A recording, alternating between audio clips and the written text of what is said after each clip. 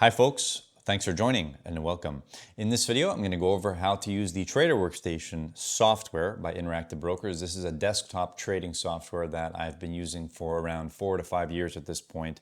So I'm very well versed in the software and I consider myself a bit of a software expert when it comes to using this program. So if you're looking for a video that shows how to use it, look no further because this is going to be that video as well as the other videos that will come in the future in this series, where I'm going to be taking snippets of my remote assistance sessions with some of my customers, where they're asking various questions of how to use the trading software, like how to set up OCO bracket orders, how to scale out of existing positions, and overall just how to use the software. In this basic video, I'm going to show how to set up layouts and also how to set up bracket orders on stocks for trading. So my way of using the software is just a little bit different than the default way that they show you. So when you first open the software for the first time, you get this layout right here. So you get an order entry in the top left, and you get a little chart here and a little watch list, and you can also display your portfolio tab here. And this is a demo account because it's just for an example.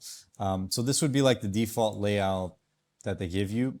But I'll show you kind of how I prefer to use it. But basically I use something called a quote monitor. So what I'll do is I'll go at the bottom at the center of the page here and I'll create a new layout. So I clicked on the plus and now I'll enter a name for this new layout. I'll just say example and I'll click create and it gives you an empty layout. So it kind of directs you. It says you start here and you select a new window to add to the layout. So I'll click there and I'll add in whichever widgets I want to add in. So for example, a chart would be something most people would start with. So I'll go down to chart, which is under general tools, and you can choose advanced chart, regular chart, or a thumbnail chart. Now typically just choose chart because advanced chart uses TradingView charts, which is sort of still a beta functionality. Although you can test them out, they do look better, and I think that they have some other indicators that the regular charts don't have. So you can test both of them out, but I'll just do a regular chart for now. So once you get the widget appearing, then you can click and drag on the corners of it to resize it. So for example, let's say I resize it like this. You can go ahead and click new window and add in more widgets if you want to. So let's say the one that I use the most and the one that I use for order entry is quote monitor. So you go all the way down this menu, all the way down to other tools, more advanced tools. It's practically at the bottom. And then you select quote monitor. And you just give it a name here in this box. So I'll just say quote monitor. And you don't have to do anything else, just press OK. Okay, and it says the page name you entered is already in use. I may have already used it, so I'll just say quote monitor example. Now I get a quote monitor. Now what's good about the quote monitor, it's basically a watch list that you can also use for order entry. And your orders and your open positions show up in the same window that you would see your ticker symbols. So you see how I clicked on this column where it says financial instrument, and now it's telling me to type a ticker symbol in here. So let's say I add in Apple. I typed in AAPL, I pressed enter, and now it gives me this drop down. And you can choose a variety of things, but typically what most people want to choose is just stock with smart routing, which means when you put an order on that stock, it automatically decides which exchanges to route it to based on their system, which is called smart. So it automatically chooses the exchange for you. But you could directly route it to any stock exchange, actually, if you wanted to. You know, obviously you can add in a whole bunch of other windows too. Typically what I would also add is, so I went up to new window. I would add in one of the order management windows like trades, because this shows you your trades that have taken place. You may want to go look back and see, you know, how much commission you paid on a trade, or maybe what your fill price was or something. So I add in the trades window there. You can also add your portfolio if you want to see it. That one's pretty useful too. Although in the quote monitor, you can add a portfolio by right-clicking on the plus at the top of the quote monitor and then selecting portfolio window.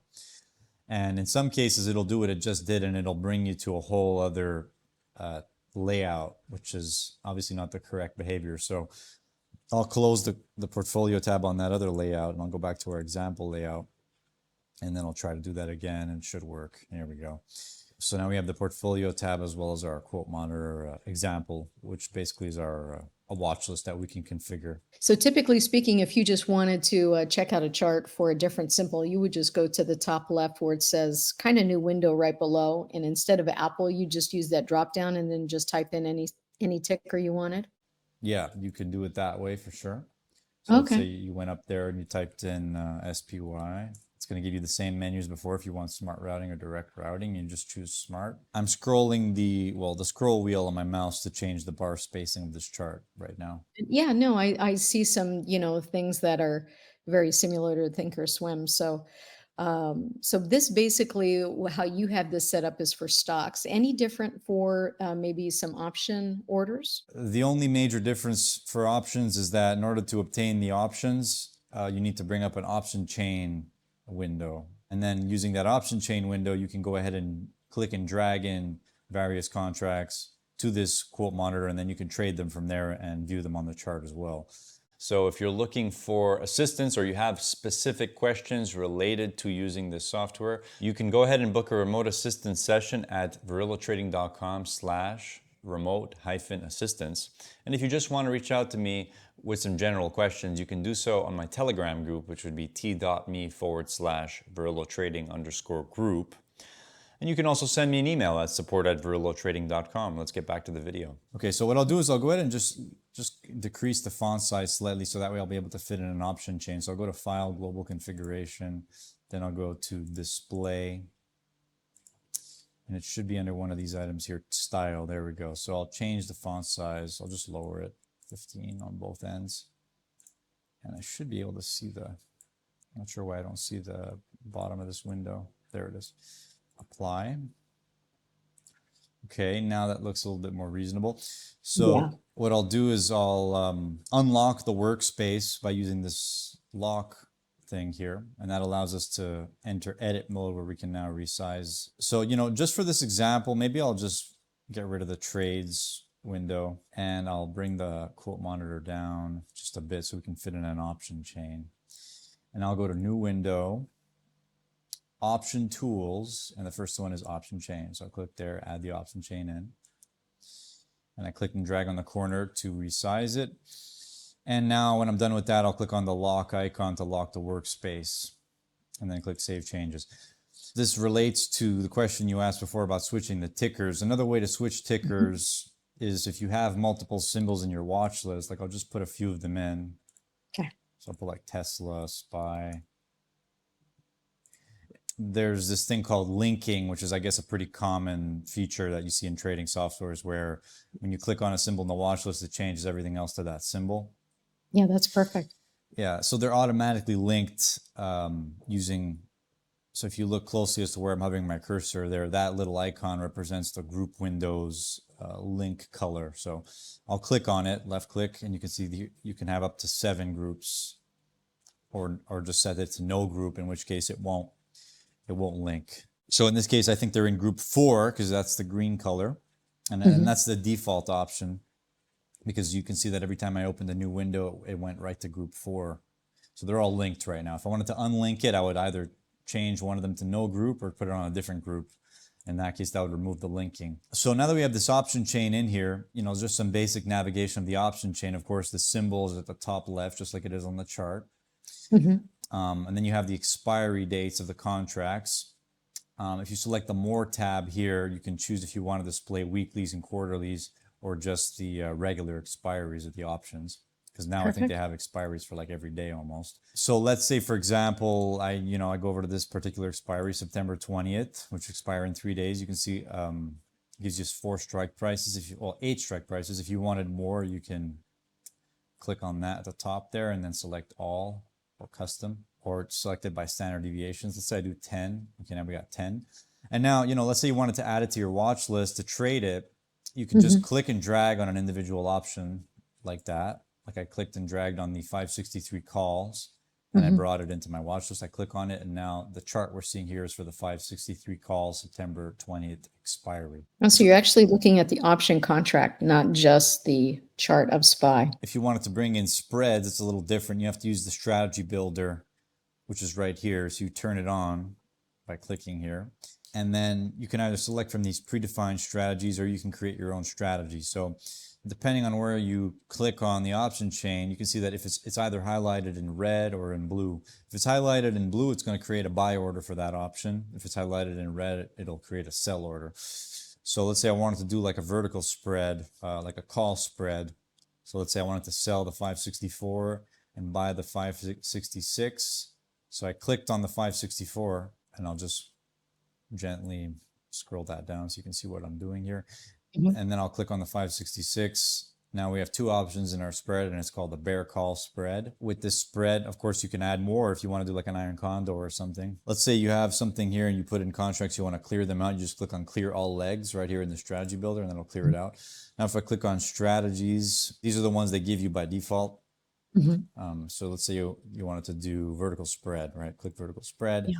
And then it gives you an instruction to click on a leg to apply the vertical spread. So you see how it kind of shows it to you automatically. And then it also says scroll to adjust the strike interval, which is interesting. So if you scroll the mouse wheel, the scroll wheel, it changes the width of the spread. Now that's an interesting little feature, I guess. So let's say you wanted to do 2 strikes wide like that. Kind of like how I had it before. You just click there, you left click when you're ready, and it'll populate the spread. And the next thing you would do to trade it would be, well, actually you can trade it directly from this strategy builder, although I don't recommend that. What's also interesting about the strategy builder, so I'll just outline some of the features here. There's 2 items here that are important. The profile, if you click here, it brings up something called the performance profile, which gives you sort of I guess a probabilistic expectation of what might happen to the price of this option based on what the market might do. So it shows you that, and you can always bring that window up later if you want. So I'll close it for now.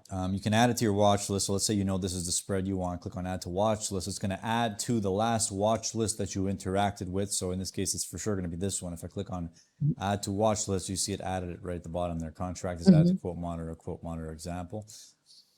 And now I can select that spread. And you may not always get a chart for a spread. In this case, it does show us the chart.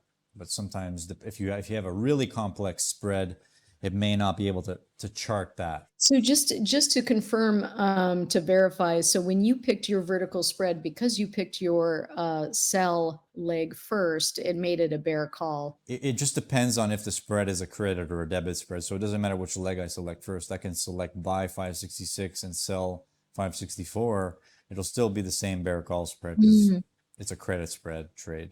But if I did the opposite and I did buy 564, sell 566, then it's a debit spread. Yeah, they would have to know the basics of how to set up a credit spread or a debit spread. So that's pretty much how you do it. Now, once you have the options in your watch list, trading them is very easy, and you can obviously customize this using keyboard shortcuts or buttons as well. But if you didn't do that, the default way of doing it would be right-clicking on the contract, and then at the top you just select buy or sell. So let's say you wanted to buy this call, click buy, and it brings up an order right under the symbol, and then you can go ahead and customize this and add brackets to it if you want. You can change the defaults if you want. So if let's say you wanted your default order type to be a specific order type, you can do that. You can default a contract size. You can default everything basically. Now that we have kind of the platform basics, the watch list itself, if we were just going to set up a watch list, can we set one up and save it and, have a saved link to it to where you could give it to a group of people?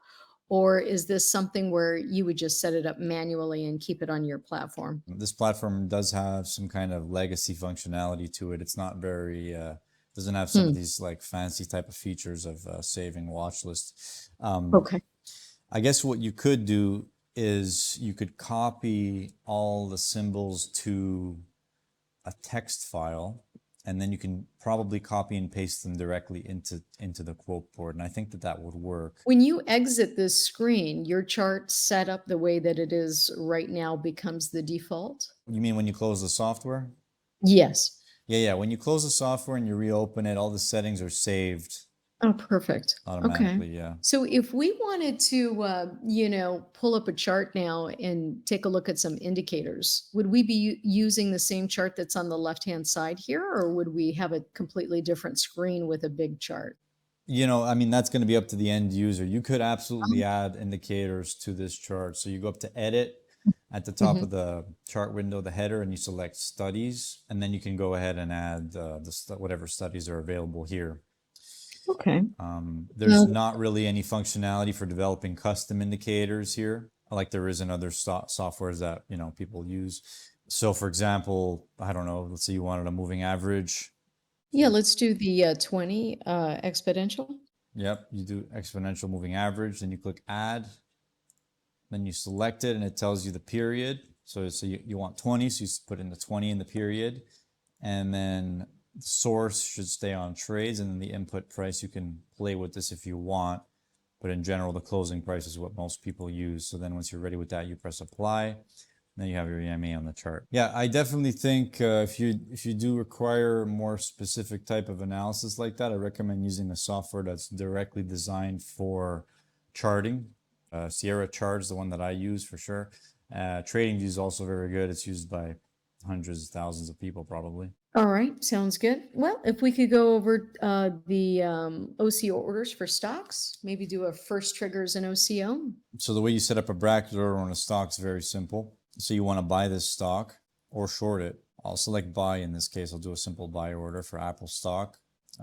Let's say you want to buy it when it goes down to 216.50 as a buy limit. And this assumes that you know your prices beforehand, because that's what a limit order essentially is. You're setting up a bid. I want to buy this stock, or you're basically bidding for the stock at a price lower than where it's currently trading.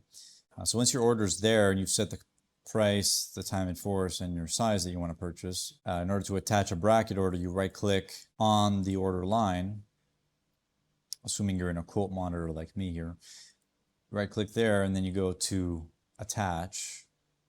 And you should see bracket orders here. If you don't, you just click on the drop down and you should get the additional items. So there's different types of attached orders that you can use. The simplest one would just be bracket orders. Bracket limit orders is also important to know because it's going to use a stop limit order type for your stop loss, which is important because Interactive Brokers does not allow the usage of regular stop orders during after hours trading. Click bracket order and then it'll add your two attached orders in there. So you can see Oh, we perfect. have a stop and a limit. Limit is our take profit. The stop is our stop loss. And if you want to change it, you could just type in your price. Yes, so you can type in the price over here where the orders actually are. Okay. That would be the easiest way, and then you can also click and drag on the orders here on the chart if you had a chart. Can't do that on ThinkOrSwim, not on a Mac. But that's very good. Okay, so that's very clean and simple. And does Interactive Brokers allow you to do like like you did a buy order with 2 stops? Can you do a buy order with 4 of like 2 OCOs where you're like, let's say you have 30 contracts and you want to sell and take profit of 10 of those contracts at a certain point, and then let the other 20 run and then sell the other 20 at a certain point. Are you able to do that? I want to thank you guys for joining me in this video today, and I want to direct you guys to this playlist of Interactive Brokers videos, which is going to cover a number of items that I think are very important for new users as well as experienced users to understand. I also have some videos in a playlist here that you can check out, which is financial hacking and optimization. And stay tuned for new videos in this series where I'm going to show various sessions that I have with clients and how to set up and scale out of options trades and things like that. Okay, so stick around and I'll see you in the next video. Cheers.